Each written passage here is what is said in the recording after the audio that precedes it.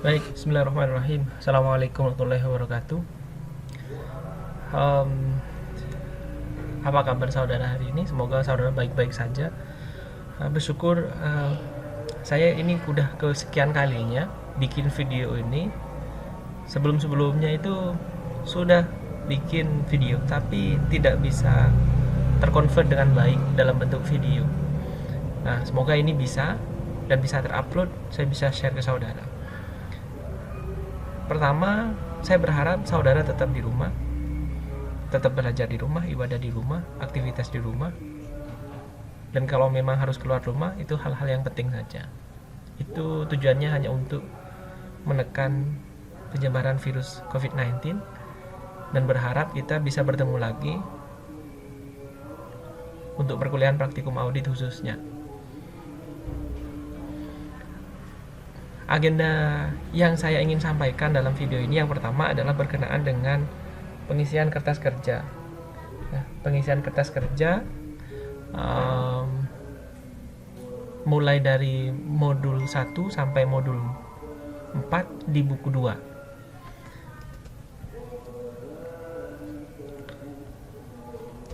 Nah, pada tahap pertama, ketika kita pertemuan kedua perkuliahan, ada 4 hal yang dibahas. Yang pertama adalah neraca, laba rugi, surat perikatan, dan rencana pemeriksaan. Nah, berdasarkan evaluasi pekerjaan yang saudara sudah kumpulkan dan saya sudah koreksi, oke, ini udah saudara sudah paham. Hanya beberapa hal yang perlu kita tegaskan nanti pada waktu pengerjaan. Nah, kertas kerja neraca laba rugi saudara sudah mengisi tanpa pre-reclassification adjustment atau koreksi ya.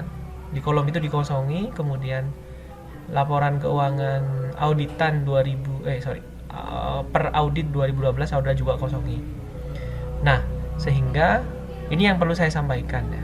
Perlu saya sampaikan nanti untuk surat perikatan dan rencana pemeriksaan lain udah tuntas. Nah, untuk siklus penjualan dan penagihan saudara sudah paham. Kemarin jurnal kita sudah koreksi bersama-sama di kelas. Nah, yang perlu saya sampaikan adalah berkaitan dengan form Excel yang saudara buat dan apa yang harus kita lakukan untuk UTS ya, untuk UTS. Nah, saya sudah bikin ya. Saya sudah bikin kertas kerjanya. Saya sudah buat kertas kerjanya. Ini adalah tampilan kertas kerja laba rugi dan ini adalah tampilan untuk kertas kerja neraca. Nah, tentunya tampilan dua tampilan ini ya, ini neraca, ini laba rugi, ini saudara sudah bikin ya, sudah buat di kertas kerja buku 2. Nah, saya berharap di UTS ini sudah terisi ya. Kolom debit kredit ini sudah terisi. Ini juga sudah terisi. Meskipun hanya 3 siklus yang saudara sudah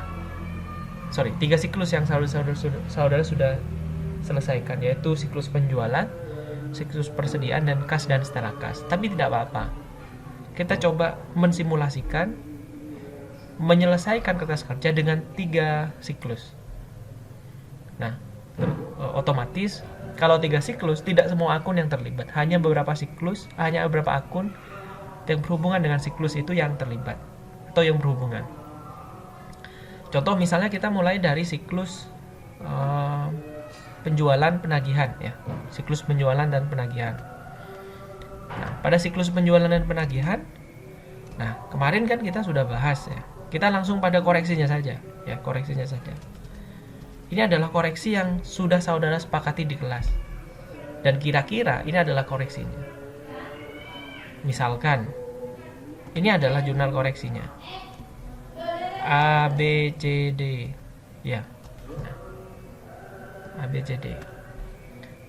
Nah, ini adalah koreksi yang berhubungan sama penjualan piutang ya, penjualan piutang.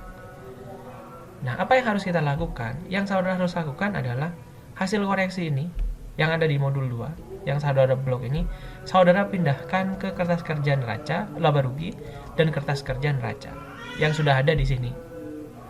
Contoh misalkan, yang pertama, Bank BNI pada piutang. Bank BNI pada piutang. Nah, saudara masukkan saja Bank BNI pada piutang.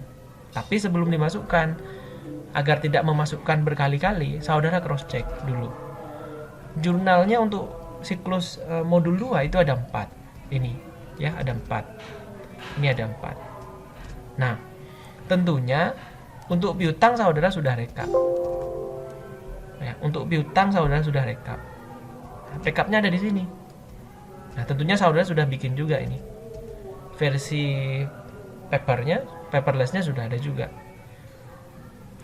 Nah, saudara masukkan dulu jurnal koreksinya. Misalkan piutang. Nah, piutang itu, ada berapa jurnal? Ada 2, 3, 4 akun ya. 4 akun di sini. 1 akun tapi 4 transaksi ya.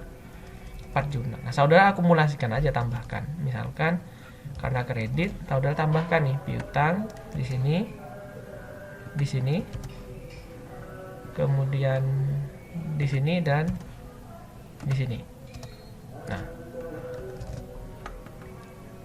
otomatis nilai piutangnya yang awalnya ini 898 itu akan berkurang sesuai dengan koreksi yang saudara sudah bikin di awal, senilai 207.720.000.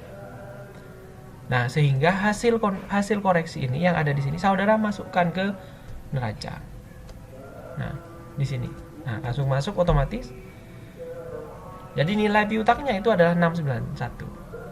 Nah, nilai piutang ini itu sama dengan yang ada di sini. Jumlahnya sama. Ya, jumlahnya sama. Tidak ada yang berbeda. Ya, tidak ada yang berbeda. Harus sama. Ini anggapnya kalau di laporan keuangan ini adalah buku besarnya, ya, buku besarnya. Ini adalah neraca lajurnya lah. Nah, kalau di auditing, kalau di audit ini adalah, kita sebutnya adalah supporting schedule. Ini adalah top schedule. Ini adalah top schedule. Nah, setelah saudara pindahkan piutang, ada nggak lagi ada akun lain nggak selain piutang? Nah, ternyata ada nih, yaitu penjualan, retur penjualan. Nah, ketika kita pertemuan di kelas, ada beberapa mahasiswa, hampir mayoritas ya, tidak memasukkan koreksi ini ke supporting schedule penjualan di sini. Nah, tidak memasukkan di sini. Nah, sehingga saudara perlu masukkan ya, perlu input itu, perlu pindahkan koreksi itu ke supporting schedule yang ini. Contoh misalkan penjualan. Ada nggak koreksinya? Kita cek dulu. Nah, koreksinya ada 1 penjualan, yaitu berkurang. Ya, di debit. Saudara masukkan aja. Penjualannya berkurang senilai 105.600. Nah, ini. Kemudian retur berjualannya juga di debit ya, atau bertambah 21.120. Sehingga posisinya adalah seperti ini. Penjualannya berkurang, returnya bertambah. Ya, sehingga penjualan bersihnya itu berkurang. Ya, penjualan bersihnya berkurang senilai 5.354.139.000. Nah, saudara pastikan apakah di laba rugi juga berubah. Nah, kita cek. Oh, ternyata udah berubah. Ini harus sama nih. 5 miliar ini harus sama dengan di supporting schedule 5 miliar. Nah, bagaimana dengan akun yang lain? Ya, bagaimana dengan akun yang lain? Ada Bank BNI ya, beban piutang. Contoh misalnya Bank BNI. Nah, Bank BNI ini berkaitan dengan siklus modul keempat, ya, modul keempat di kas dan setara kas. Tentunya nanti saudara bisa combine, ya, bisa masukkan dengan siklus keempat. Kalau misalkan saudara mau langsung masukkan sekarang boleh, nggak apa-apa. Misalkan Bank BNI-nya bertambah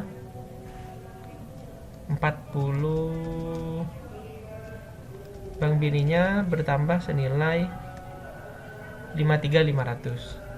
Misalkan ini saudara tambahkan. Nih, tambah 53.500. Misalkan begini. Nah, namun cara ini keliru. Ya, agak keliru. Karena kita belum menyiapkan seperti ini. Belum menyiapkan supporting schedule seperti ini. Nah, kenapa ini ada di sini? Karena ini berhubungan sama siklus penjualan dan penagihan piutang. Nah, sehingga nanti saudara bisa buat ya di sheet ini untuk siklus kedua, ketiga, keempat. Nah, sehingga ada hubungannya ya. Di siklus 2 ada hubungannya dengan siklus 3 dan siklus 4. Nah, kalau saudara lihat hasilnya, maka pasti belum balance ya, pasti belum balance. Belum balance karena yang dimasukkan juga tidak semua akun. Contoh misalkan, kalau disimulasikan koreksinya itu adalah ini nih. Misalnya kita hanya memasukkan satu sisi saja, yaitu penjualan piutang. Nah, sisi yang lain kita tidak masukkan, wajar dong kalau nggak balance. Ya, sehingga perlu kita masukkan secara keseluruhan pas siklus itu, agar kita nanti tahu tampilannya seperti apa, posisinya seperti apa. Begitu kira-kira untuk permulaan ini. Untuk permulaan ini. Nah, kemudian itu untuk memasukkan dari siklus 2 piutang penjualan ke kertas kerja yang ada di modul 1 ya. Kertas kerja balance sheet, kertas kerja laba rugi. Nah, tentunya ini dua formulir ini bisa diinput jika saudara sudah siapkan supporting schedule-nya. Ya, supporting schedule-nya seperti ini ya. Jadi nanti ada informasi lain berkaitan dengan akun yang lain. Begitu kira-kira. Nah, itu mungkin yang dapat saya sampaikan. Kita lanjut. Saya akan sediakan kembali untuk siklus ketiga dan siklus keempat. Saya coba formulasikan. Saudara bisa coba dari sekarang. Ini deadline pengumpulannya untuk UTS saya akan perpanjang sampai hari Jumat tanggal 10 ya. Jumat tanggal 10 atau batas terakhir. 9 saja, 9. Hari Kamis 9 April 2020. Saya akan perpanjang sampai 9 April. Saudara bisa masukkan. Perihal benar salah itu urusan nanti ya. Itu urusan nanti. Yang penting saudara sudah paham alurnya ya, alurnya atau siklusnya. Baik, terima kasih. Tetap jaga kesehatan. Mohon maaf agak berisik karena memang di sore hari. Semoga bermanfaat. Mohon maaf ya, mohon maaf. Terlambat sekali saya menyampaikan media pembelajaran. Semoga UTS saya bisa menjelaskan lebih rinci, lebih detail, lebih baik kualitas audio dan videonya. Dan semoga COVID-19 segera berlalu, kita bisa kembali bertatap muka di kampus, melakukan perkuliahan dengan baik. Terima kasih. Wassalamualaikum warahmatullahi wabarakatuh.